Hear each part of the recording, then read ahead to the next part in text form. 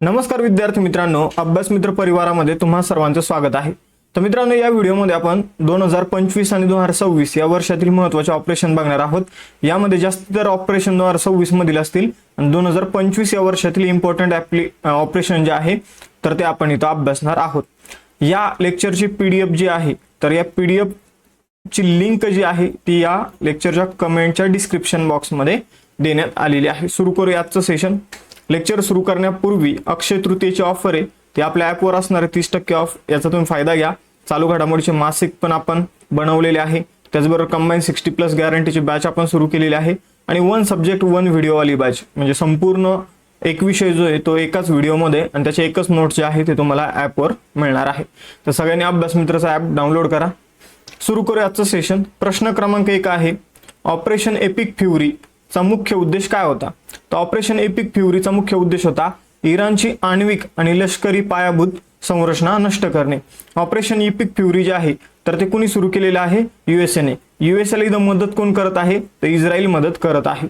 आणि या ऑपरेशनचा उद्देश काय होता की इराण जो काही अणुबॉम्ब बनवण्याचा प्रयत्न करतोय आणि त्यासाठी त्यांनी जे युरेनियम बनवलेलं आहे तर त्याला काय करायचंय? नष्ट करायचंय। आण्विक ठिकाणं, पायाभूत संरचना नष्ट करायची आहे। तर ऑपरेशन एपिक फ्युरी जे आहे ते अमेरिकेने इस्रायलच्या सहकार्याने सुरू केलेलं आहे। कधी? तर 28 फेब्रुवारी 2026 रोजी हे ऑपरेशन इराण विरुद्ध सुरू केलेलं आहे।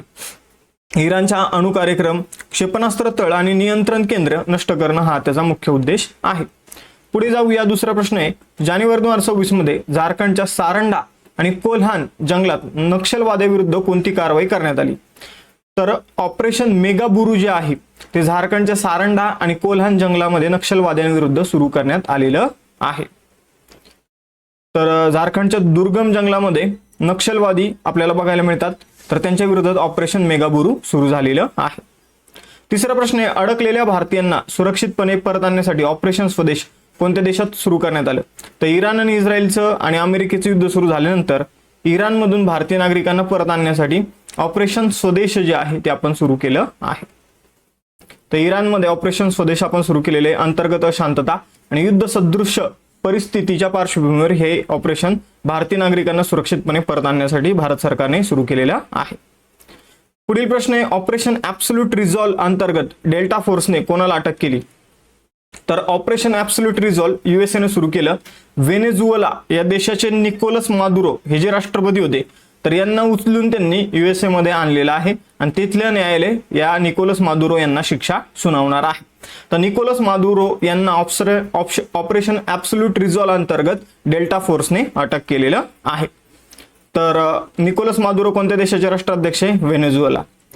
त्यांच्या पत्नी सिलिया फ्लोरेस यांना सुद्धा काय करण्यात आलेले? अटक करण्यात आलेलं आहे। ही गुप्त मोहीम जानेवारी 2026 सुरुवातीला राबवण्यात आली। 150हून अधिक विमानांचा वापर करून कॅराकस मधून अचूक हल्ला करून ही मोहीम पार पडली होती। यामध्ये अमेरिकेच्या डेल्टा फोर्सचा वापर करण्यात आला होता। पाचवा प्रश्न आहे, एनसीबी आणि दिल्ली पोलिसांनी ड्रग सिंडिकेट विरोधात कोणती संयुक्त कारवाई केली? तर एनसीबी आणि दिल्ली पोलिसांनी ऑपरेशन क्लिस्टर फोर्टेस हे सुरू केलेलं आहे।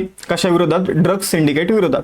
तर दिल्ली आणि दिल्लीच्या आसपासच्या राज्यामधील आंतरराष्ट्रीय अंमली पदार्थ तस्करी टोळ्यांना पकडण्यासाठी ऑपरेशन क्लिस्टर फोर्टेस ही मोहीम जी आहे ती एनसीबी आणि दिल्ली पोलिसांनी सुरू केली आहे। प्रश्न क्रमांक 6 आहे, अमेरिकेने सिरियातील आयसिसच्या लक्ष्यांवर केलेल्या हवाई हल्ल्यांना काय नाव दिलं? तर आयसिस तुम्हाला संघटना माहित असेल, दहशतवादी संघटना, तिने अमेरिकेचं जे काही लष्करी तळ आहे त्यांच्यावर हल्ला केली आणि त्यानंतर अमेरिकेने त्यांच्या विरोधात ऑपरेशन हॉकाय हे सुरू केलं आहे। तर ऑपरेशन हॉकाय स्ट्राईक अमेरिकेने सुरू केलेलं आहे।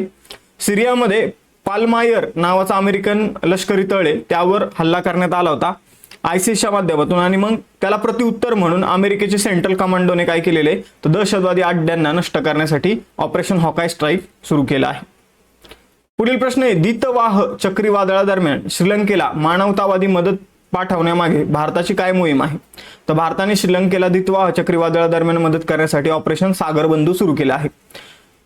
तर आपला जो नकाशा जर बघितला आणि आपल्या नकाशाच्या खाली श्रीलंका बघितलं तर आपण बंगालचा जो काही उपसागर आहे, अरबी समुद्र आहे, हिंदी महासागर आहे, तर या सगळ्यांच्या सीमा ज्या आहेत ते भारत आणि श्रीलंकेला लागतात। म्हणून भारत आणि श्रीलंका काय आहे? सागरबंधू आहे। आणि मग श्रीलंकाला आपण दितवाह चक्रीवादळादरम्यान मदत करण्यासाठी ऑपरेशन सागरबंधू सुरू केलं आहे.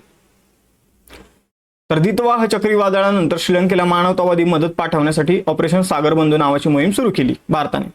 ही मदत भारताच्या शेजारी प्रथम नेबर फर्स्ट जे धोरण आहे आपलं त्या धोरणाअंतर्गत राबवण्यात आली आहे, ज्यामध्ये NDRF, भारतीय नौदल आणि हवाई दलाच्या माध्यमातून अन्न, औषधे आणि मदत साहित्य पुरवण्यात आलं आहे. पुढे जाऊया. 8वा प्रश्न आहे, ऑपरेशन हॉक कोणी आणि का सुरू केलं? तर ऑपरेशन हॉक जे आहे ते CBI द्वारे सुरू करण्यात आलं ऑनलाईन बाल लैंगिक शोषणाविरुद्ध. तर CBIने ऑनलाईन बालकांचं जे लैंगिक शोषण करणारे लोक आहे, जे व्हिडिओ वगैरे बनवतात, तर त्यांच्या विरोधात ऑपरेशन हॉक जे आहे ते CBIने सुरू केलेलं आहे. इंटरनेटवर बाल लैंगिक शोषणाचे साहित्य पसरवणाऱ्या गुन्हेगारांविरोधात ऑपरेशन हे CBIने सुरू केलेले ऑपरेशन हॉक. पुढील प्रश्न आहे, देशव्यापी स्तरावर अंमली पदार्थ जप्त करण्यासाठी DRIने कोणती मोहीम राबवली? तर देशव्यापी स्तरावर अंमली पदार्थ जप्त करण्यासाठी DRIने व्हाईट कोल्डन नावाची मोहीम जी आहे ती राबवलेली आहे. DRI म्हणजे महसूल गुप्तचर संचालनालय. त्यांनी अंमली पदार्थाची अवैध हालचाल आणि तस्करी रोखण्यासाठी, आणि ती पण एक गोष्ट लक्षात ठेवा, देशव्यापी स्तरावर DRI अंमली पदार्थांच्या विरोधात वेगवेगळ्या मोहिमा ऑपरेशन सुरू करत असतं. मग देशव्यापी स्तरावर त्यांनी कोणती मोहीम सुरू केली? Operation white कोल्डन. 10वा प्रश्न आहे, ऑपरेशन सदर्न स्पियर कशाशी संबंधित आहे? तर ऑपरेशन सदर्न स्पियर जे आहे अंमली पदार्थाची दहशतवादी नेटवर्क जे आहे, जे दहशतवादी लोक आपला उदरनिर्वाह करण्यासाठी अंमली पदार्थाची तस्करी करतात, तर ते नेटवर्क उद्ध्वस्त करण्यासाठी ऑपरेशन सदर्न स्पियर जे आहे ते सुरू करण्यात आलेलं आहे. ही एक अमेरिकेची लष्करी मोहीम आहे जी प्रामुख्याने लॅटिन अमेरिका, कॅरेबियन मधील नार्को टेररिझमला लक्ष्य करते. अंमली पदार्थाची तस्करी आणि दहशतवादी यांचे साठे उद्ध्वस्त करण्याची काम ही मोहीम करते. ही मोहीम अमेरिकेच्या दक्षिण कमांडने 2025 मध्ये सुरू केलेली एक महत्वाची मोहीम आहे. 11वा प्रश्न आहे, भारतात अवैध चिनी फटाक्यांचा प्रवेश रोखण्यासाठी सुरू करण्यात आलेली मोहीम कोणती? तर हे आपल्याला ओळखायचं आहे. तर चिनी फटाक्यांचा प्रवेश रोखण्यासाठी सुरू करण्यात आलेली मोहीम जी आहे ती आहे ऑपरेशन फायर ट्रेल. दिवाळी दरम्यान जे चिनी फटाके आहेत त्यांची तस्करी आणि विक्री भारतात केली जाते, त्याला रोखण्यासाठी फायर ट्रेल नावाची मोहीम सुरू करण्यात आलेली आहे. पुढील प्रश्न आहे, करेनगुड्डा टेकड्या छत्तीसगड आणि तेलंगणाच्या सीमेवर आहे, तर इथे नक्षलवाद्यांविरोधात कोणती कारवाई यशस्वी झाली? तर ऑपरेशन करेनगुड्डा यांच्या जे काही टेकड्या आहे, करेनगुड्डा टेकड्या ऑपरेशन आहे, करेनगुड्डा टेकड्या ज्या आहे, तर या टेकड्यामध्ये जे नक्षलवादी राहतात त्यांच्या विरोधात जी कारवाई करण्यात आलेली तिला नाव देण्यात आलेले आहे ऑपरेशन ब्लॅक फॉरेस्ट. तर ऑपरेशन ब्लॅक फॉरेस्ट जे आहे तर ते सुरू केलेलं आहे CRPF, DIRG आणि कोब्रा कमांडो जे आहे तर त्यांनी ऑपरेशन सुरू केलेलं आहे. ऑपरेशन करेनगुड्डा म्हणून ओळखल्या जाणाऱ्या या 21 दिवसाच्या मोहिमेत 31 नक्षलवादी मारले गेले आणि नक्षलवाद्यांचा एक प्रमुख तळ उद्ध्वस्त करण्यात आला. तर यालाच ऑपरेशन करेनगुड्डा पण म्हटलं जातं. किंवा करेनगुड्डा या भागात कोणती मोहीम सुरू करण्यात आली? तर ऑपरेशन ब्लॅक फॉरेस्ट हे तुम्हाला उत्तर द्यायचं आहे. पुढे जाऊया. श्रीनगरमधील लिडवास येथे दहशतवाद्यांना ठार करण्यासाठी भारतीय लष्कराने कोणती कारवाई केली होती? तर श्रीनगरमध्ये जे काही लिडवास नावाचं ठिकाण आहे तेथील दहशतवाद्यांना ठार करण्यासाठी ऑपरेशन महादेव आपण सुरू केलं आहे. ऑपरेशन महादेव लक्षात ठेवा. गुप्तचर यंत्रणेकडून मिळालेल्या माहितीनुसार श्रीनगरमधील लिडवास येथे लपलेल्या दहशतवाद्यांना ठार करण्यासाठी ऑपरेशन महादेव सुरू करण्यात आलेलं आहे. तेलंगणा पोलिसांनी ऑपरेशन मुस्कान 11 अंतर्गत किती मुलांची सुटका केली? तर 7,600 मुलांची सुटका जी आहे ते ऑपरेशन मुस्कान 11 यांच्या या ऑपरेशनद्वारे तेलंगणा पोलिसांनी केली. तर हा सुद्धा मुद्दा विचारला जाऊ शकतो. पुढे जाऊया. आसाममध्ये गेंड्याची शिकार रोखण्यासाठी कोणती मोहीम चर्चेत होती? तर आसाममध्ये गेंड्यांची शिकार रोखण्यासाठी ऑपरेशन फाल्कन जे आहे ते चर्चेमध्ये आहे. तर गेंड्यांच्या शिंगांची तस्करी रोखण्यासाठी आणि शिकाऱ्यांना पकडण्यासाठी वन विभागाने ऑपरेशन फाल्कन सुरू केले. उत्तराखंडमध्ये साधूच्या वेशात असलेल्या फसवणूक करणाऱ्यांविरोधात कोणती कारवाई 10 जुलै रोजी सुरू करण्यात आली? तर 10 जुलै 2025 हे ऑपरेशन आहे. ऑपरेशन कालनेमी जे आहे ते सुरू करण्यात आलं होतं. उत्तराखंडमध्ये जे साधूचा वेश घेऊन फसवणूक करतात लोकांना ठगतात, त्या ठग्यांच्या विरोधात ऑपरेशन कालनेमी सुरू करण्यात आलेलं आहे. केदारनाथ आणि इतर तीर्थक्षेत्रामध्ये बनावट साधू भासून यात्रेकरूंना लुटणाऱ्यांना पकडण्यासाठी कालनेमी नावाचं ऑपरेशन सुरू केलेलं आहे. अमरनाथ यात्रेवरून अमरनाथ यात्रेकरूंच्या सुरक्षतेसाठी आणि यशस्वी यात्रेसाठी भारतीय लष्कराने वापरलेलं सांकेतिक नाव काय? तर अमरनाथ यात्रा व्यवस्थित व्हावी यासाठी भारतीय लष्कराने ऑपरेशन शिवा सुरू केलं आहे. 22 जून रोजी अमेरिकेने इराणच्या अणु ठिकाणांवर केलेल्या हल्ल्याचं नाव काय? तर 22 जून 2025 ला सुद्धा अमेरिकेने इराणच्या अणु ठिकाणावर हल्ला केला होता. त्याचं नाव होतं ऑपरेशन मिडनाईट हॅमर. तर मिडनाईट हॅमर अमेरिकेचं ऑपरेशन आहे इराणच्या विरोधात. इस्रायल इराण युद्धाच्या पार्श्वभूमीवर भारतीयांना बाहेर काढण्यासाठी 18 जून रोजी कोणती कारवाई करण्यात आली? तर ऑपरेशन सिंधू. इराण आणि इस्रायल यांच्या युद्धादरम्यान भारतीयांना परत आणण्यासाठी 2025 मध्ये ऑपरेशन सिंधू भारताने सुरू केलेलं आहे. ट्रू प्रॉमिस 3 ऑपरेशन सिंधू आपण बघितलं. ट्रू प्रॉमिस 3 हा कोणत्या देशाने इस्रायलवर केलेला क्षेपणास्त्र हल्ला होता? तर 14 जून रोजी इराणने काय केलेले ते इस्रायलवर एक क्षेपणास्त्र हल्ला केलेला आहे इराणने. तर त्याला नाव दिलं त्यांनी ट्रू प्रॉमिस 3. 13 जून रोजी इस्रायलने इराणवर केलेल्या प्रत्युत्तरात्मक कारवाई हल्ल्याचं नाव काय आहे? तर इस्रायलने इराणवर जो हल्ला केला होता त्याचं नाव आहे ऑपरेशन रायझिंग लायन. तर इराणच्या हल्ल्यांना प्रत्युत्तर म्हणून इस्रायलने ऑपरेशन रायझिंग लायन सुरू केलेलं आहे. पुढे जाऊया. 1 जून रोजी झालेल्या रशिया युक्रेन युद्धादरम्यान चर्चेत असलेल्या ऑपरेशन स्पायडर वेब कोणाचे ऑपरेशन होते? तर हे युक्रेनच्या सैन्याचं ऑपरेशन आहे ऑपरेशन स्पायडर वेब. भारत सरकारने 31 मे 2025 रोजी पाकिस्तान सीमेवर नागरी सुरक्षेसाठी आयोजित केलेला सराव कोणता आहे? तर नागरिकांच्या सुरक्षेसाठी भारताने पाकिस्तानच्या सीमेवर ऑपरेशन शील्ड आयोजित केला होता. आपत्कालीन परिस्थितीला तोंड देण्यासाठी सीमावर्ती गावांची तयारी तपासण्यासाठी ऑपरेशन शील्ड घेण्यात आला. 13 मे 2025 रोजी शोपियान जम्मू काश्मीरमध्ये लष्कर ए तोयबाच्या दहशतवाद्यांविरुद्ध कोणती कारवाई करण्यात आली? तर शोपियान या ठिकाणी एक ठिकाण आहे केल्लर नावाचं.